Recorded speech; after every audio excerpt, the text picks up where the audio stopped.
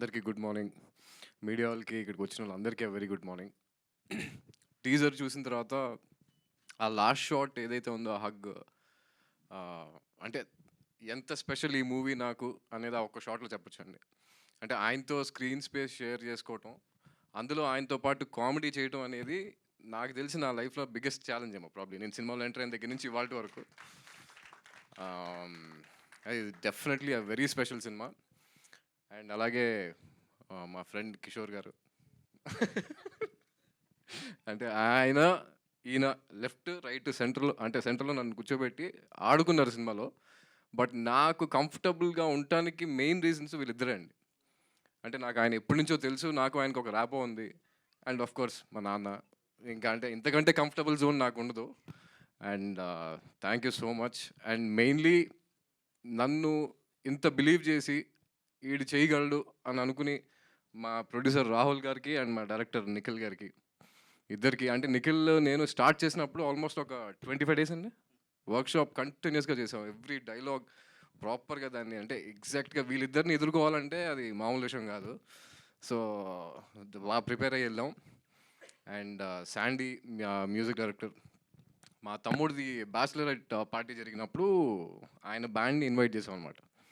చేస్తే ఆ రోజు ఆయన పార్టీ జరుగుతూ ఉంది, మంచి మ్యూజిక్, లైవ్ మ్యూజిక్ అంతా ఎంజాయ్ చేసాం. అయిపోయింది, కట్ చేస్తే ఎగ్జాక్ట్ 1 ఇయర్లో ఆయన మా సినిమాకి మ్యూజిక్ డైరెక్టర్ ఉన్నారు. సో ఇంకా ఫస్ట్ సాంగ్ ఎంత పెద్ద హిట్ అయిందో, నెక్స్ట్ ఇంకొక 2 సాంగ్స్ వస్తాయండి. ఆ 2 సాంగ్స్ కూడా అంతే బాగున్నాయి. ఐఎమ్ జస్ట్ లుకింగ్ ఫార్వర్డ్స్ అండి. గ్రేట్ వర్క్ అండి, జస్ట్ ఎక్సైటెడ్. అండ్ మితేష్ ఆ డిఓపి, ఆయన సెట్లో చాలా రిలాక్స్డ్గా, చాలా కూల్గా ఉంటారండి. నాకు తెలిసి అంత చాలా కామ్గా ఎగ్జాక్ట్గా ఏం కావాలో అది లైటింగ్ టప టప టప రెడీ చేసుకుని చేస్తారు. And thank you so much for showing us all very good in the film అండి.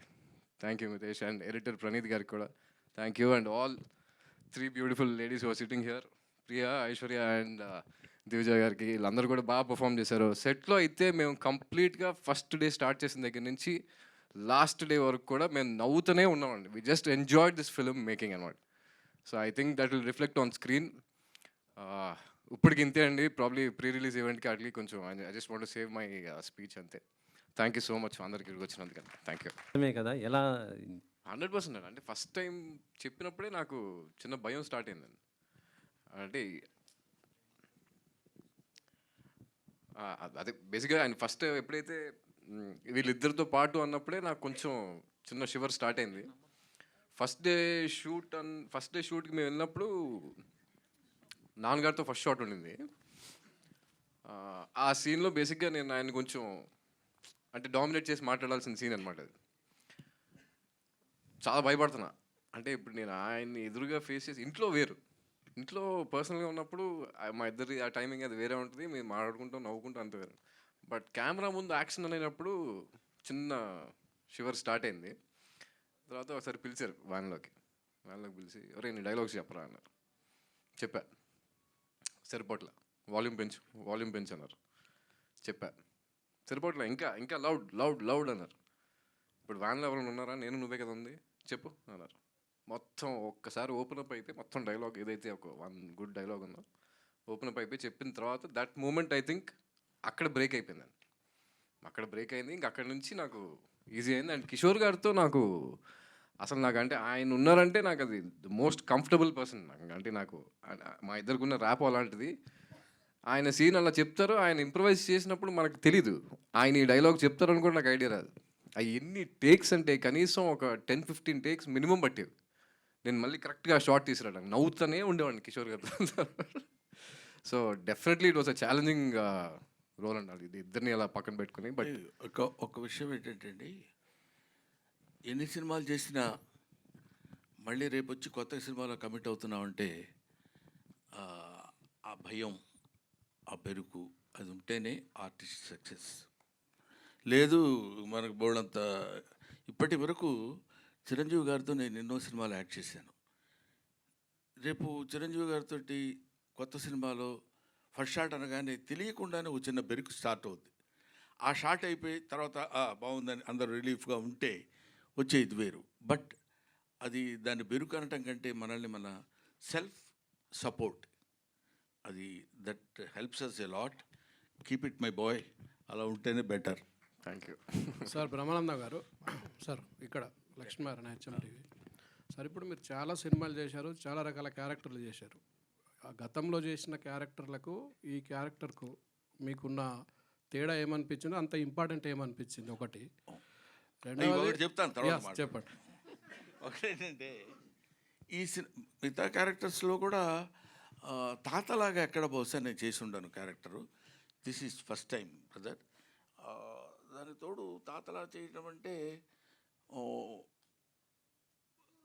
ఈ క్యారెక్టర్కి తాతలా చేయడం ఒక చిన్న సర్ప్రైజ్. కొంచెం టెన్షన్గానే అనిపించింది ఎలా చేయాలనేది. న్యాచురల్గా చేయడం, తాతలు ఎలా చేస్తారో అలా చేస్తే సరిపోదు కదా అనుకునేవాడిని. తర్వాత కొడుకు మనవడయ్యాడు ఇక్కడ.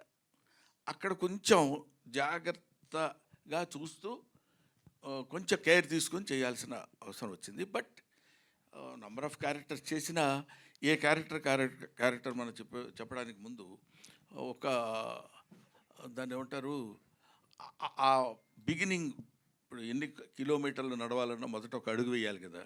ఆ మొట్టమొదటి అడుగులోనే కొంచెం కేర్ ఉంటుంది. ఆ తర్వాత దిస్ ఈజ్ డెఫినెట్గా, ఇంకా నేను చెప్పడానికి నేను గబుక్కని మీరు అడిగితే పుస్తకం జారుతానేమోనని భయంగా ఉంది. కొంచెం దాచిపెట్టారు వాళ్ళు, అవన్నీ మనం తర్వాత మాట్లాడుకుందామని. But I felt very happy. తాత అనే క్యారెక్టర్ నేను చేయటం కూడా, వీళ్ళు వచ్చి సరదాగా తాత తాత అని మాట్లాడుతున్నప్పుడు కూడా, తాత అనే పదం చాలా అద్భుతమైన పదం అండి. చాలామంది ఏదో తాత అనిపించుకోవడానికి సిగ్గుపడటానికో లేకపోతే బాధపడటానికో ట్రై చేస్తారు, కానీ తాత it's a greatest fullness of the man. ఒక మనిషి ఒక పరిపూర్ణత్వం వచ్చితే కానీ తాత అన్నాడు.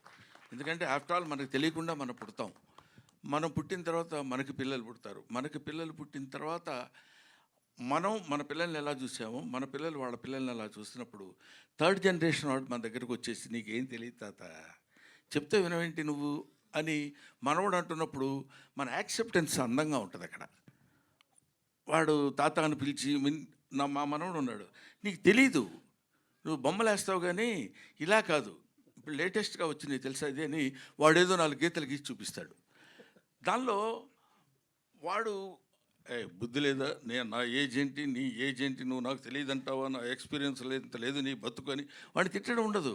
వాడు అలా మాట్లాడుతుంటే ఒక చిన్న ఎంజాయ్మెంటు, సరదాలు ఉంటాయి. అదే ఇంకెవడన్నా అంటే సర్లేవా మాకు తెలుసు యాక్టింగ్ ఎలాగో అనొచ్చు. కాబట్టి అది ఆ తాత అనే క్యారెక్టర్ దొరకటమే చాలా అరుదైన విషయం. అది దొరికినందుకు ఇలాంటి బ్యాచ్ అంతా కలిసి ఆడుకున్నట్టు అనిపించింది. అదే ఇప్పుడు మీ అబ్బాయి ఉన్నాడు, ఏమన్నాడు నన్ను, వీళ్ళ అబ్బాయి నాకు వచ్చి చెప్పాడు, సురేష్ వాళ్ళ అబ్బాయి, డాడీ హూ ఇన్వెంటెడ్ బ్రహ్మానందం అన్నాడంట. అసలు బ్రహ్మానందం అనేవాడు పదార్థం అయినట్టు, ఒక మైకు, ఓ రేడియో, ఓ కంప్యూటర్ లాగా, హూ ఇన్వెంటెడ్ బ్రహ్మానందం అని అడిగాడండి అని తనే వచ్చి చెప్పాడు Suresh.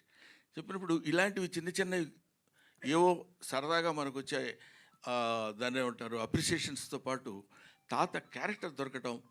So I should be thankful to mister Rahul Yadav and as well as Nikhil. Thank you sir. And ఇప్పుడు తెలుగు సినిమా అంటేనే ఒక కామెడీ బేస్డ్గా ఉండే సినిమా, జనాలకు నవ్వుకునే సినిమా. తెలుగు సినిమాలో ఈ మధ్య అసలు కామెడీ సినిమాలు రావట్లేదు ఎక్కువగా. కారణం కామెడీ అంటే కమేడియన్లు ఎక్కువ మంది లేకపోవడమా, లేకపోతే డైరెక్టర్ రాయలేకపోవడమా? అది చెప్పలేం బ్రదర్. ఎట్లాగంటే you can make a movie without comedian, you cannot make a movie without comedy. అంటే కమెడియన్నే కామెడీ చేయాలని లేదు. ఇప్పుడు హీరోస్ చేస్తున్నారు, హీరోయిన్స్ చేస్తున్నారు, విలన్స్ చేస్తున్నారు. సో కామెడీ అనేది అంతర్లీనంగా ఎక్కడో చోట జరుగుతూనే ఉంటుంది. సరే, ప్రత్యేకంగా మీరు అడిగిన దానికి మా గురువుగారు జంజాల గారు వాళ్ళు ఉన్నప్పుడు కామెడీ బేస్డ్ మీద రాయలంగి నరసింహారావు గారు కానీ, లేకపోతే వంశీ గారు, వీళ్ళందరూ, కృష్ణారెడ్డి గారు, ఈవి సత్యనారాయణ గారు, వీళ్ళందరూ కామెడీకి ఎక్కువ ప్రాధాన్యత ఇచ్చి చేసిన రోజులు ఉన్నాయి. బట్ ఐ కెనాట్ సే ఇప్పుడు ఆ కామెడీ రాసే వాళ్ళు రైటర్స్ లేరు అని చెప్పడానికి లేదు. అవి ఎందుకు రాలేదు రీజన్స్ లేదు, దాని మీద పెద్ద రీసెర్చ్ కూడా చేయలేదు. మోర్ ఓవర్ కొంచెం సైలెంట్గా దూరంగా ఉంటున్నాను కాబట్టి ఏదో సెలెక్టివ్గా చేసే క్యారెక్టర్స్. ఎనీవే, నవ్వు వాసన లేని పువ్వు, బుధవర్గము లేని పురంబు, ప్రీతి విశ్వాసము లేని భార్య, గుణవంతుడు కాని కుమారుడు, సదభ్యాసము లేని విద్య, పరిహాస ప్రసంగము లేని వాక్యమున్ అంటాడు. నవ్వించగలిగింది, నవ్వుతూ ఉండాల్సినటువంటి మాటలు ఉండాలి. అది సినిమాలో ఉండొచ్చు, నాటకంలో ఉండొచ్చు, ప్రతిదానిలో ఉండాలి. అటువంటిది మిస్ అవ్వటం అనేది బహుశా ఎక్కడ ఉండదు. మానవుడు పుట్టినప్పుడే నవ్వు అనేది పుట్టింది. అది మనం నవ్వినా నవ్వకపోయినా మన వెనకాల పడి వస్తూనే ఉంటుంది. ఏమంటావు బ్రదర్? కిషోర్ ఇక్కడ ఎక్కడ సార్? అంటే నీ కామెడీ టైమింగ్ వల్ల పెద్ద పెద్ద హీరోలు అందరినీ ఇబ్బందిని పెట్టిన సందర్భాలు ఉంటాయి. పాపం వాళ్ళు సింగిల్ టేక్ ఆర్టిస్టులు అయినా కడే సరే, because of your comedy timing they have taken so many takes. అలాంటిది అంతకన్నా పెద్ద బ్రహ్మానందం గారి కామెడీ టైమింగ్తో ఈ సినిమాలో ఎన్నిసార్లు ఇబ్బంది పడాల్సి వచ్చింది? అంటే సార్తో యూజువల్గా పెద్ద ఎఫర్ట్ ఉండదండి సార్కి ఇప్పుడు నన్ను ఇబ్బంది పెట్టడానికి. సార్ ఒక చిన్న పాజ్ సరిపోద్ది. ఇప్పుడు నేను కష్టపడి ఒక 2 పేజీలు డైలాగ్ కొట్టిన తర్వాత మెల్లిగా చూస్తారు ఇటు. అందులో ఓహో నువ్వు డైలాగ్ చెప్తున్నావు ఏంట్రా అని రావచ్చు, ఆ రియల్గా క్యారెక్టర్ సంబంధించింది అవ్వచ్చు. మేము అక్కడ బ్లాస్ట్ అయిపోతామండి సప్పుడు. ఇంకా పాజ్ ఒకటి, ఇంకోటి చిన్న సౌండ్ అంటారు అంతే. అది అవి 2 చాలు మాకు మొత్తం బ్లాస్ట్ అవ్వడానికి. సో చాలా కష్టం అండి జెన్యున్గా. But we tried our best. And luckily ఏంటంటే ఆయనని ఇబ్బంది పెట్టలేదు. అది ఆ విషయంలో మాత్రం నేను గౌతమ్ గారు చాలా జాగ్రత్త పడ్డాం. బికాజ్ ఆయన ఒక మంచి డైలాగ్ చెప్పిన తర్వాత కూడా ఎంత నవ్వొచ్చినా సరే వీ మేడ్ షూర్ దట్ మా వల్ల టేక్ బ్యాడ్ అవ్వద్దు అనేది ట్రై చేసాం. సక్సీడ్ అయ్యాం కదా సార్ ఆ విషయంలో. బ్రహ్మానందం గారు సార్, అంటే బ్రహ్మానందం గారు నవ్విస్తారనేది ప్రిడిక్టబుల్ సార్. రంగమార్తాండ తర్వాత అన్ప్రిడిక్టబుల్ అయ్యారు మీరు. సో ఈ బ్రహ్మానందంలో అలాంటి షేడ్స్ ఏమైనా ఉంటాయా? త్రూఅవుట్ ఎంటర్టైన్మెంటే ఉంటుందో? 2 ఉన్నాయి సార్ ఇందులో. చిన్న ఎమోషనల్ ఉంది, యాజ్ వెల్ యాజ్ కామెడీ కూడా ఉంది.